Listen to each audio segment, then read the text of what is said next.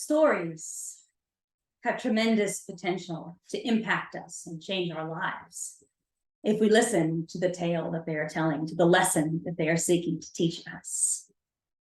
And sometimes we, as the storyteller, can dramatically shift the way a story impacts those who listen by making simple changes in setting or context, or taking the story and making it even more applicable to the lives of our listeners.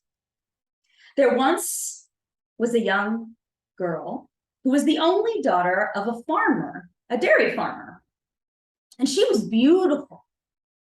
Unfortunately, the young men in town did not take notice of her because she was poor and she did not have money to be able to purchase beautiful clothing that might draw their attention. So in an effort to help her, her father gave her a bucket of milk that she might sell in town in order to buy eggs that she could hatch and raise chickens that would later lay eggs that she could sell in town and earn money in order to buy beautiful clothing so that she might draw the attention of the young men in town, in her village.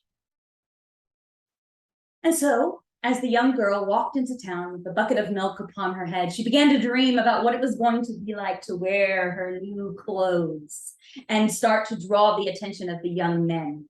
And as she did so, pride began to swell up in her, and she lifted her nose up in the air.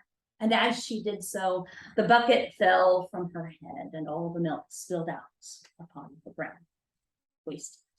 And she learned that day, don't count your chickens before they hatch. Now, I have to admit, when I first read this story, I did not like it. You see, to my modern Western feminine ears, it sounded very sexist. Why should a girl's only value and worth come from how she looks? Why must she buy beautiful clothing to wear in order to attract the attention of young men? This story doesn't relate to me at all. But as I thought about it, I began to think about some of the situations of women in the world that I have read recently. And I wondered, what might this story sound like if I took it and dropped it in the middle of a cultural context very different from my own? How would the impact of that story change? In a dark, cold cell of a room with a dirt floor and a hard wooden bed, Meena sat dejectedly in despair, staring at a small cup of milk that she had been given by her owners.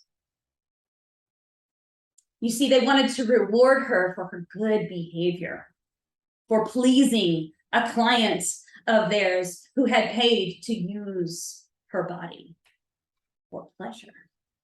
Because when Meena first came to the brothel, she fought back. She was defiant. She did not want to be used in this way. She did not want to be another sex slave. And so her owners beat her many, many times and drugged her until she gave in. She submitted. She became docile. And so to reward her, they gave her a tiny cup of milk. And as she sat there on that hard bed, shoulders slumped, staring at that little cup of milk that seemed to mock her, she was taken back to many years before and was reminded of an event in her life that dramatically shifted the trajectory of her life. You see, Meena was the only daughter of a poor farmer who was part of an untouchable caste in a small village in India. And many times, local gang members would come to their village and take young, beautiful girls to the city to be sold as sex slaves because untouchables were people who were considered worthless, able to be abused because their lives did not matter.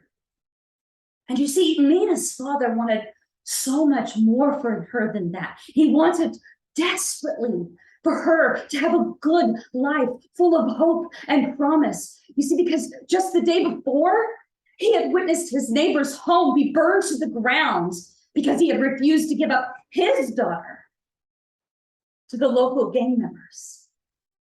And so, in a desperate attempt to help Meena, her father gave her a bucket of milk that she might carry it into town, sell the milk to buy eggs so that she could hatch those eggs and raise chickens who would lay eggs that she could sell in town so that she might raise enough money to have a small dowry and wedding clothes that she might attract the attention of a young man who would marry her and would be able to offer her protection and the hope of a better life.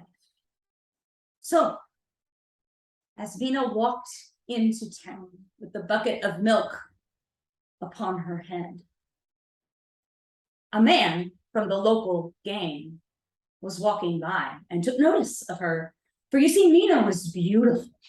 She had long, dark, flowing hair, beautiful, glowing caramel skin, and bright, big brown eyes that were sparkled with hope. And as he looked her up and down, he leered at her and said, "We're coming for you. You will fetch us a pretty price in the city." And in order to show him that she was not intimidated, Meena lifted her nose into the air in defiance. And tragically, as she did so, the bucket fell from her head and all the milk spilled out upon the ground. Meena's hopes and dreams shattered that day. And what we can learn from this story, even though it is a fictional tale, stories like this happen to real life girls and women every single day in many parts of the world. And we need to remember that none of us is free until everyone is free. None of us has received justice until all have received justice.